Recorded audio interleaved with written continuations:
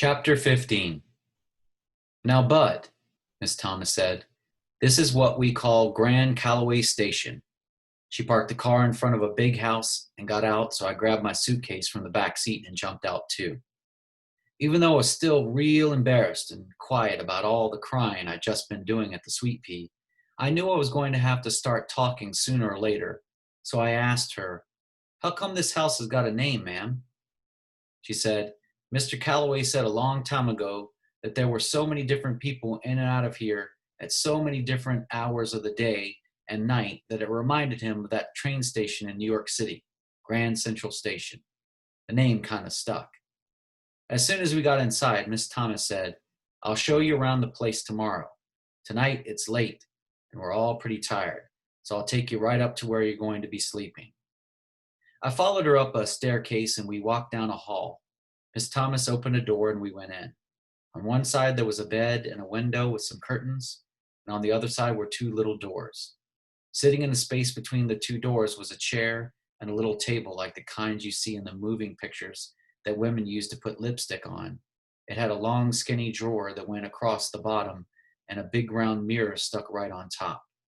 Next to the bed there was a little table with a lamp that had a picture of a skinny little black horse right in the lampshade. Miss Thomas turned on the lamp and the horse got all bright. Now I could see he was brown. Miss Thomas said, "We're going to have to talk to Mr. Calloway about where you can put your things, Bud. I don't think you'll be able to fit anything in those closets." She pointed at the two little doors. "There are a lot of old things in there that he really needs to clear out. For now, just put your suitcase there." She pointed at the table with the mirror on it. I said, "Yes, ma'am. Thank you, ma'am." She smiled and said, "Okay, I guess that's it. The first door in the hall on the left is my room, the second door is Mr. Calloway's, and the door on the right is the bathroom. You think you'll be all right?" I would, except those two little doors were starting to make me nervous. They looked like they were just the right size for a young Frankenstein or Wolfman to come busting out of once all the grown folks left the room, and since there was only one chair in the room, I wouldn't be able to block both of the doors off. I said, "I'll probably be okay, ma'am, but there's one thing I'm wondering about." "What's that, sweetheart?" I pointed at the doors and said, "Are those locked?" I was going to have to try to make a better first impression on Miss Thomas. She had to think I was pretty babyish, what with me crying my eyes out before and now being scared of some little monster-sized doors. She laughed and said, "I don't think they're locked, Bud. There's nothing in there but girls' clothes and toys." I said, "Won't the girl get mad if she comes back in here and I'm sleeping in her bed?" Miss Thomas waited a second like she had to think. She finally said, "No, Bud, I don't think you have to worry about that. She's gone." Uh-oh. That was two things to get nervous about in one sentence. The first thing to worry about was rules and things number 547 or something. That was the one about when an adult tells you, "Don't worry." The second bad thing was Bud Caldwell's rules and things to have a funner life and make a better liar of yourself, number 28. That was a real short one. Rules and things number 28. Gone equals dead. I don't know why grown folks can't say someone is dead. They think it's a lot easier to say gone. That meant I was going to have to spend the night in the room of a little dead girl. That meant I wasn't going to be getting much sleep at all. I could jam the chair up against the one door's knob, and I'd have to scooch the table with the mirror over up against the other one. I don't buy it when people tell you that closets are the only way a ghost or monster can get into your room. Shucks, I bet you they got ways to come up from under your bed. Or if they want to get at you real bad, I bet they can even slide out of a drawer that you think is shut good and tight. Miss Thomas said, "I'll see you in the morning. You get a good night's sleep." She closed the door and was gone just like that. Before you could say Jack Robinson, I had the chair jammed up underneath the one doorknob and was trying to figure out the best way to push the dresser thing when I heard some loud voices coming from out in the hallway. It was Hermione Calloway and Miss Thomas going at each other pretty good. They argued back and forth, so I sat on the bed and put my suitcase in my lap, hoping that Mr. Calloway would win the argument and they'd give me some other place to sleep. I can never get why grown folks will put a kid all alone in a bedroom at night. It's just like they give the ghost a treasure map, and instead of there being a big pot of gold where X marks the spot, there's some poor kid that's sound asleep. The door banged open, and Hermione Calloway stood there, huffing and puffing like the big bad wolf. Only with his belly, it looked like he'd already eaten the three little pigs.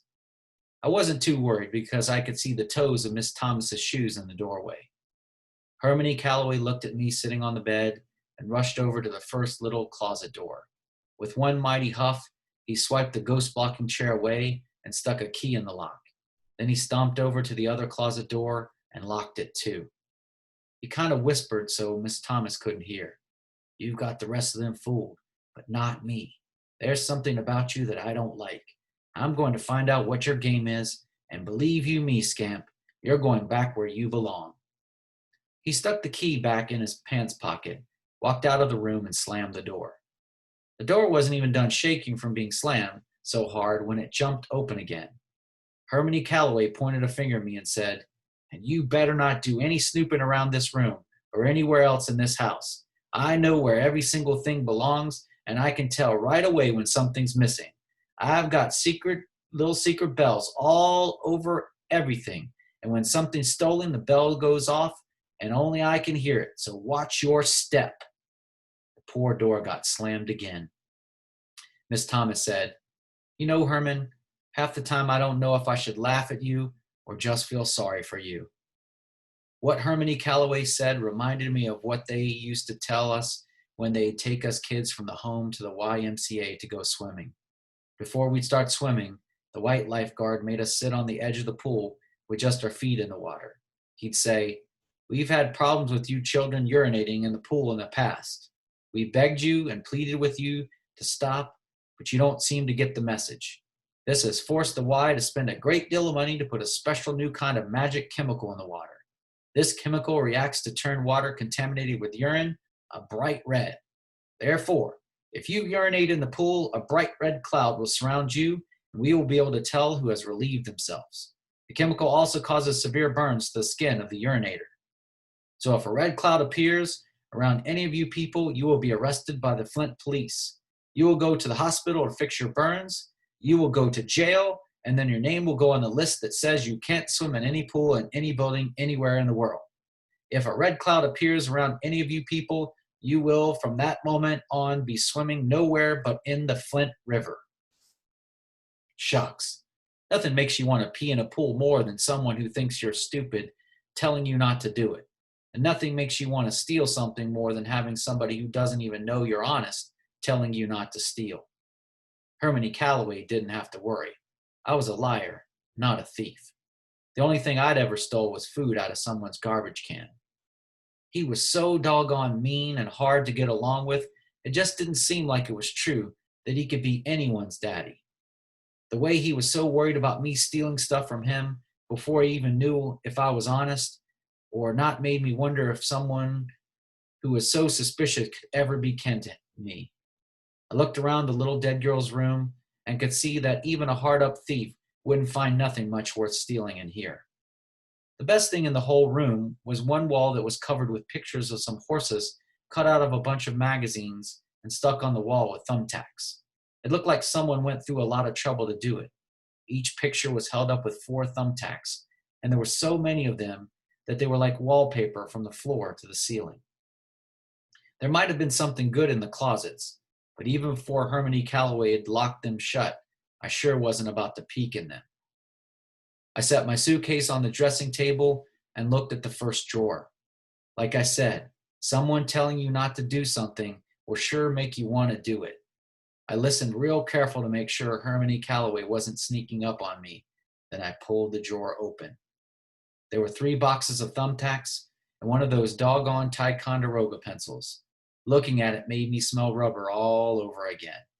I walked over to the bed and sat on the edge and flopped back into the mattress. Man, it was the softest thing I'd ever felt in my life. I rubbed my arms up and down on the blanket and pulled the pillow out and put it underneath my head. The bed had 2 sheets on it, just like Toddy Boy's. It was strange. Even though this was the bedroom of some little girl who'd kicked the bucket, I wasn't feeling scared or nervous at all. I took in a deep, deep breath, and it felt like I was sleeping with my own blanket wrapped around my head. I took in a couple more deep breaths, and I could hear Mama starting to read another story to me. I wanted to climb under the covers to see what it felt like to sleep with two sheets. But before I could even move, whoop, zoop, sloop, I was sleeping like a dead man. The last thing I remember was hearing was, "Not me," said the horse. "Not me," said the sheep. "Not me," said the werewolf. I knew I was going to have a great sleep, as even though a monster had gone and snuck himself into the story, I didn't care. Nothing could hurt me now.